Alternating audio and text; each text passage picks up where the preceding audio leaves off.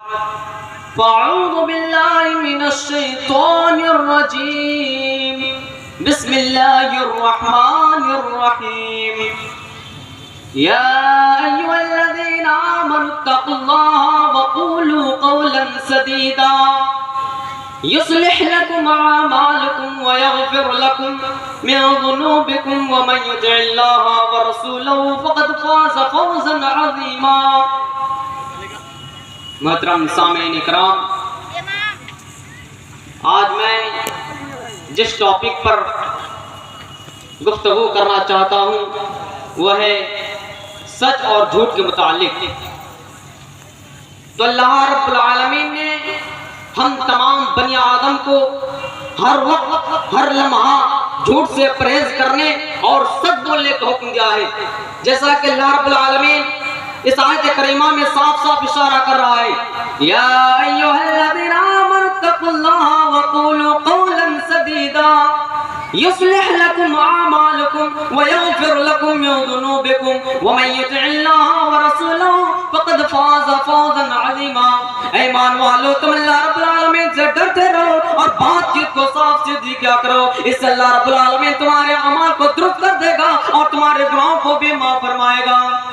اور جس نے اللہ رب العالمین اور اس کے رسول یعنی حضرت محمد صلی اللہ علیہ وسلم کی اطاعت و فرما برداری کی، یقیناً اس نے بڑی کامیابی حاصل کر لی. یقیناً اس نے بڑی کامیابی حاصل کر لی. میرے بھائیو، اب سوال پیدا ہوتا ہے کہ صاف سیدھی گفتگو سے مراد کیا ہے؟ صاف سیدھی گفتگو سے مراد وہ گفتگو ہے جس میں جھوٹ اور ہیر پھیر نہ ہو، صرف وہ سچ پر مشتمل ہو. میرے بھائیو، اس کا حکم دینے کے بعد اللہ رب العالمین نے سچ بولنے کے دو فائدے ذکر کیے. ایک تو یہ ہے کہ اللہ رب العالمین سچ بولنے والے کے اعمال کو درست کر دیتا ہے، اور دوسرا یہ ہے کہ اللہ رب العالمین سچ بولنے والے کے گناہوں کو بھی مٹا دیتا ہے. لہذا ہمیں ہر وقت جھوٹ سے پرہیز کرتے ہوئے سچ بولنا چاہیے.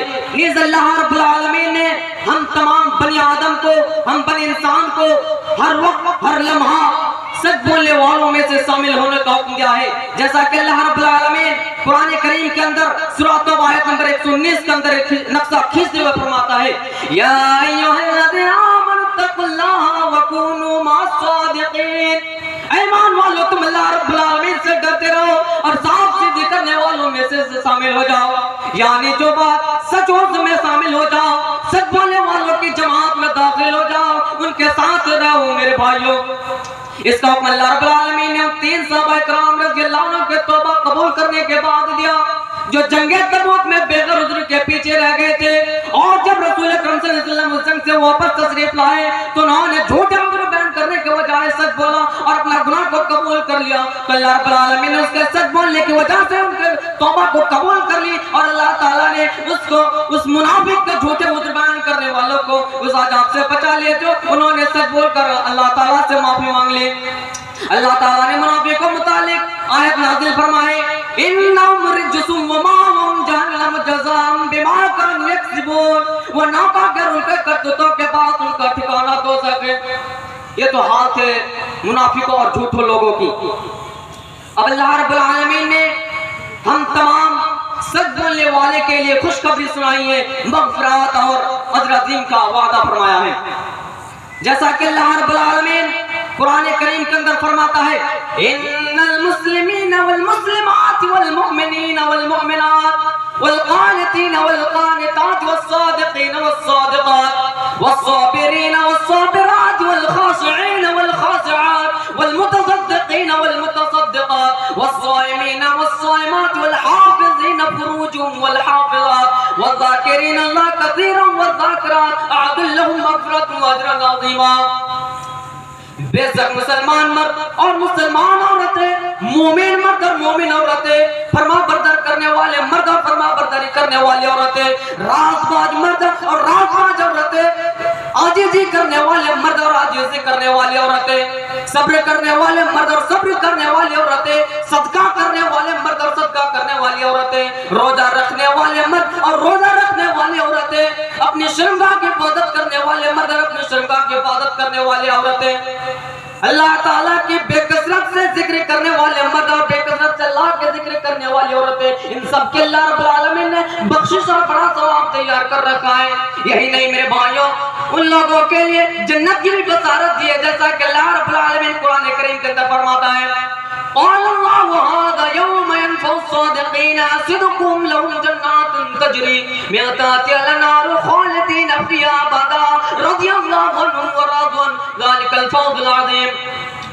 اللہ تعالیٰ فرمائے گا آج وہ دن ہے جو سچوں کو ان کی سچائی فائدہ دے گی، ان کے لیے باغ جن کے نیچے نہریں جاری ہیں، ان کے لیے باغ جن کے نیچے نہریں جاری ہیں، وہ ہمیشہ ان میں رہیں گے اور اللہ تعالیٰ سے وہ خوش ہے اور وہ اللہ سے خوش ہے۔ یہ بہت بڑی کامیابی ہے میرے بھائیوں۔ ذرا غور کیجئے اس آیت کریمہ سے، سچ بولنا متقین کی صفت میں سے ایک صفت بھی ہے، کیونکہ اللہ رب العالمین قرآن کریم کے اندر فرماتا ہے والذی جاء بالصدق وصدق به اولئک لهم متقون لهم ما يسعون عندهم ذلك جزاء المحسنین۔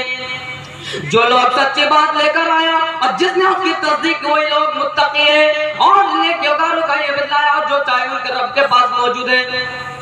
اس آیت کریمہ سے ثابت ہوا کہ اللہ رب العالمین یہ فرمانا چاہتا ہے کہ مومن تم ہمیشہ سچ بولو، کیونکہ سچ متقین کی صفت میں سے ایک صفت ہے۔ اللہ کے نبی صلی اللہ علیہ وسلم نے ارشاد فرمایا کہ تم سب ہمیشہ سچ بولا کرو، کیونکہ سچ نیکی کی طرف لے جاتا ہے اور سچ نیکی کی طرف لے جانے کے بعد وہ جنت کا راستہ دکھلاتا ہے۔ اور تم ہمیشہ جھوٹ سے پرہیز کیا کرو، کیونکہ جھوٹ گناہ کا راستہ دکھلاتا ہے اور گناہ جہنم تک پہنچا کے چھوڑتا ہے۔ اللہ کے نبی فرماتا ہے علیکم بالصدق فإن الصدق یہدی الی البر وإن البر یہدی الی الجنہ وما یزال الرسول یصدق ویتر الصدق حتی یکتب عند اللہ صدیقا والکذب فإن الکذب یہدی الی الفجور وإن الفجور یہدی الی النار وما یزال الرسول یکذب ویتحر الکذب حتی یکتب عند اللہ کذبا۔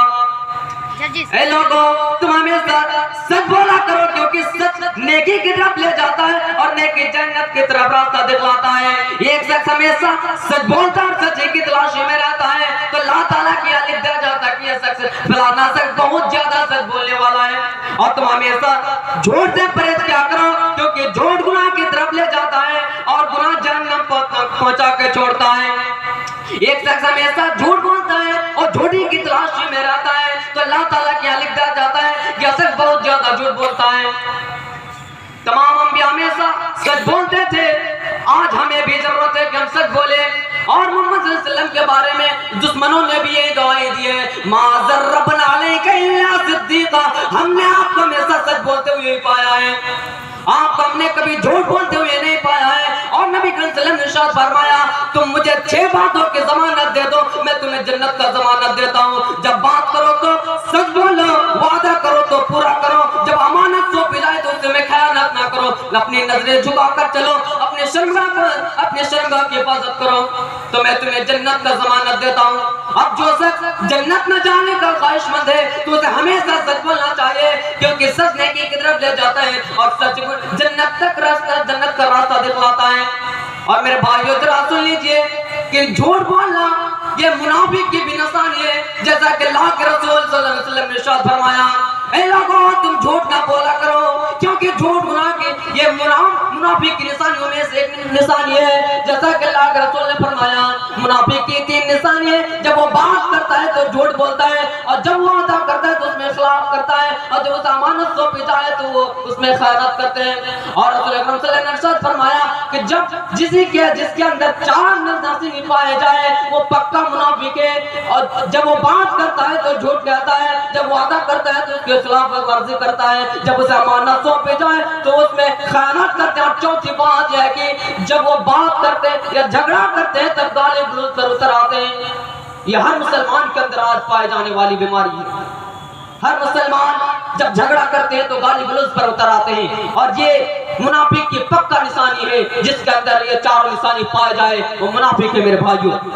اور منافق کی جگہ ٹھکانہ ہے جہنم کی سب سے نچلی جگہ اس کی ٹھکانہ ہے میرے بھائیوں۔ تو لہٰذا ہمیں آج ضروری ہے کہ ہمیں ہمیشہ سچ بولتے ہوئے جھوٹ سے پرہیز کرنا چاہیے۔ صرف 3 ایسے موقع ہیں جہاں پر آپ جھوٹ کہہ سکتے ہیں۔ ایک تو یہ ہے کہ اگر دو شخص میں جھگڑا ہو چکا ہے، وہ دونوں آپس میں باتیں نہیں کرتے ہیں، تو ان کو ملانے کے لیے، ان میں صلح پیدا کرنے کے لیے آپ ان سے جھوٹ بول سکتے ہیں۔ اور دوسرا یہ ہے آپ جنگ میں جھوٹ کہہ سکتے ہیں، اور تیسرا یہ ہے کہ جب آپ نے بیوی کو اپنے راضی کرنے کے لیے آپ جھوٹ کہہ سکتے ہیں۔ اس کے علاوہ آپ کہیں بھی جھوٹ نہیں کہہ سکتے۔ اگر آپ اس کے علاوہ کہیں پر بھی جھوٹ کہتے ہیں تو آپ منافق ہیں، اور منافق کی جگہ سب جہنم کے سب سے نچلی جگہ ہے۔ میرے بھائیوں، آج ہمیں ضرورت ہے تو صرف سچ بولنے کی اور جھوٹ سے پرہیز کرنے کی۔ میں یہیں سے اپنا تقریر کو ختم کرتا ہوں۔ آخر میں اللہ تعالیٰ سے دعا ہے کہ ہم تمام مسلمان کو ہمیشہ جھوٹ سے پرہیز کرتے ہوئے سچ بولنے کی توفیق عطا فرمائے، آمین۔ وآخر دعوانا الحمدللہ رب العالمین۔ السلام علیکم ورحمۃ اللہ وبرکاتہ۔